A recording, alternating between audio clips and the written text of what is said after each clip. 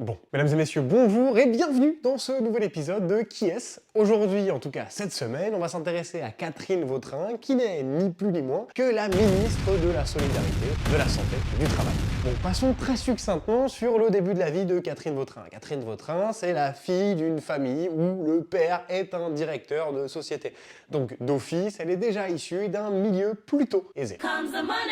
Mais d'ailleurs, quand on s'intéresse à ces écoles, on apprend qu'elle a étudié dans des écoles privées, ce qui est pas du tout antagoniste avec son milieu d'origine, avec un père chef de société. D'ailleurs, si ça vous intéresse, j'ai pas mal galéré à trouver les informations comme quoi elle avait étudié dans des établissements privés avant de rentrer à l'université. Je me suis retrouvé sur un article de 2006 de Libération qui citait qu'avant de faire l'université, elle avait été dans des établissements privés. J'ai même essayé d'appeler la mairie de Reims et finalement, il n'y avait pas d'informations qu'on voulait bien me donner. Donc la seule information qu'on ait, c'est pas le nom des établissements, mais bien le fait qu'elle a étudié dans des établissements privés avant de rentrer à l'université. Bon comme je vous le disais, effectivement, Catherine Vautrin, elle est allée à l'université, et c'est pourquoi en 1985, elle va obtenir son diplôme de master de droit des affaires à l'université de Paris 5 René Descartes. En fait, quand on y réfléchit, c'est assez peu étonnant. Elle est issue d'une famille aisée, elle étudie dans des établissements privés, elle va à l'université et elle obtient un master dans un domaine d'études plutôt normalement réservé à une certaine classe d'élite, c'est-à-dire le droit. Comme on a pu le voir les semaines précédentes, par exemple avec Rachida Dati, Catherine Vautrin, elle fait pas les choses à moitié et elle travaille et étudie en même temps. Elle attend pas d'avoir fini les études pour enchaîner sur la politique. Et c'est pourquoi dès 1981, soit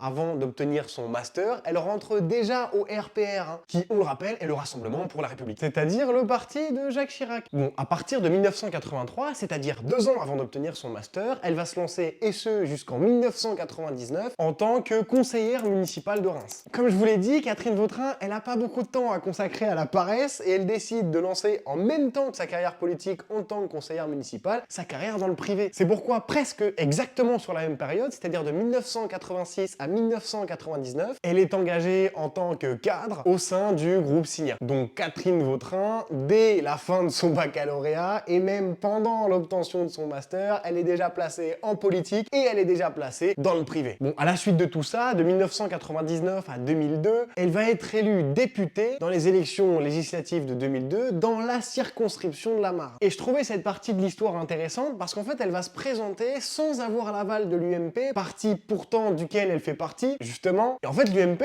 il soutenait un autre candidat qui va perdre devant elle, qui avait quand même décidé de se présenter aux élections législatives. Donc forcément, l'UMP, ils sont obligés de s'aligner, et au second tour, ils la soutiennent, et elle finit par être élue. Bon, maintenant, on se place un an après, en 2003. Elle est rapporteuse de la loi Dutreil. Et comme vous le savez, sur cette page, on essaie de vulgariser un peu tout, donc je vais vous expliquer ce que c'est, la loi Dutreil. La loi Dutreil, elle permet de faciliter l'accès à la création d'entreprises en simplifiant, en facilitant les démarches administratives et en allégeant la fiscalité. Et c'est bien sur ce point précis qu'on va s'attarder. Alléger la fiscalité, ça veut dire que dans ce cas précis, ça a permis une déduction fiscale de pour la transmission d'entreprises dans les secteurs de l'industrie, par exemple. Cette loi permet donc une optimisation fiscale pour les entreprises et un manque à gagner assez conséquent pour l'État. Bon, en 2004 commence un peu son histoire d'amour professionnel avec Jean-Louis Borloo. Et d'ailleurs, c'est à cette époque qu'elle va être nommée secrétaire d'État à l'intégration et à l'égalité des chances. Et ce, dans le 3e gouvernement de Jean-Pierre Raffarin, sous la présidence du non moins controversé Jacques Chirac. Réfléchissez 2 minutes.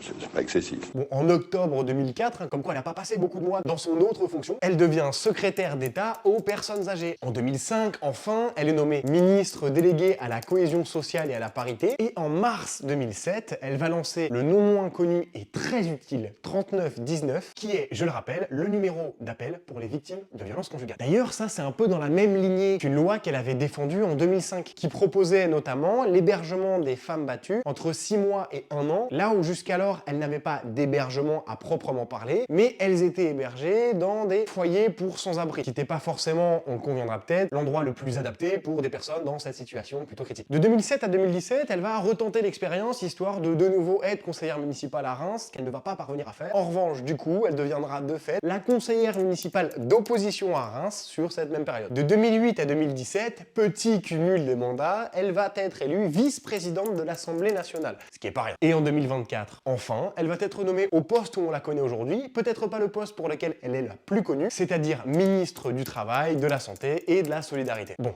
une fois qu'on a un peu terminé cette analyse plutôt exhaustive de son parcours professionnel et de son parcours scolaire, je pense qu'il est aussi intéressant, comme dans tous les épisodes, de se pencher sur les potentiels scandales qui nous permettent de dresser un portrait un peu plus humain et qui peuvent nous permettre par extension de savoir si elle est plus ou moins légitime au poste qu'elle occupe désormais. Bon, Catherine Vautrin, c'est déjà une personnalité qui est contre le port du voile à l'école. De la même manière, elle est contre le mariage gay et elle va notamment manifester dans la manif pour tous pour exprimer son mécontentement avec les plus grandes personnalités de l'époque, de l'UMP ou de LR. Je sais plus si le parti s'appelait encore UMP ou les Républicains.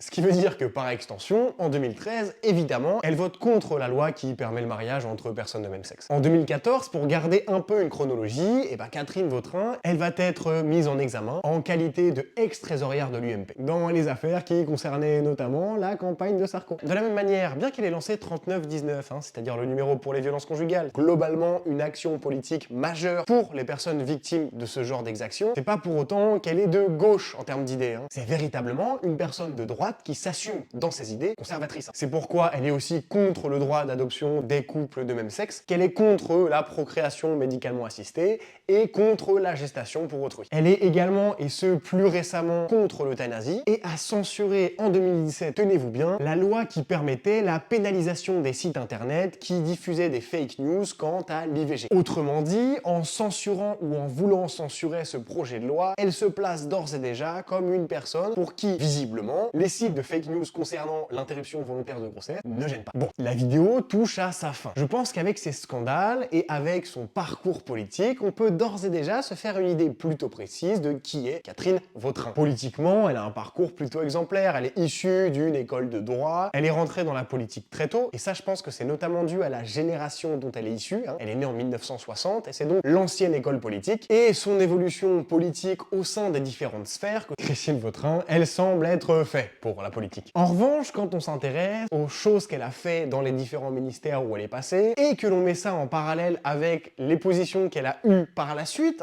on peut se poser des questions quant au personnage. En revanche, d'un point de vue purement personnel, je considère pas qu'en étant contre le mariage homosexuel, contre l'adoption pour les couples homosexuels, contre la PMA, contre la GPA, contre l'euthanasie, contre l'idée de stopper la diffusion de fake news concernant l'IVG, elle soit légitime au poste aussi haut placé qu'elle occupe aujourd'hui. Vous êtes maître de vous faire votre propre avis quant à cette personnalité politique, quant à Catherine Vautrin, mais j'espère en revanche que cette vidéo et que l'axe qu'on a pris vous aura plu. En tout cas, nous, on se retrouve la semaine prochaine, mercredi, comme d'habitude, à 16h, ne l'oubliez pas, pour un prochain épisode qui prendra peut-être une forme différente. D'ici là, portez-vous bien, soyez toujours critique des personnalités que vous suivez, que ce soit dans le domaine public, à la télé ou sur Internet. Soyez toujours critique des sujets qui vous viennent entre les mains. Et moi, de mon côté, je vous dis salut.